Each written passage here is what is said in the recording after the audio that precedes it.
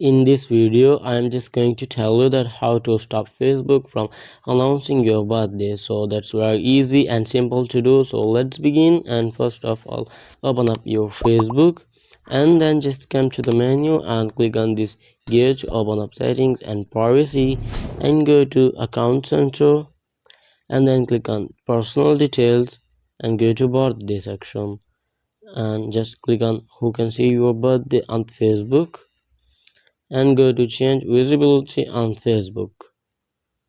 So here on the very top left you can see the option of birthday. Just click on this visibility option in front of birthday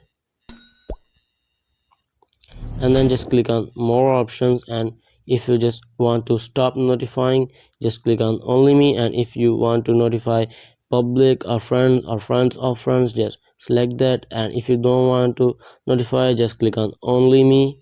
So this is how you can easily stop Facebook from notifying your birthday.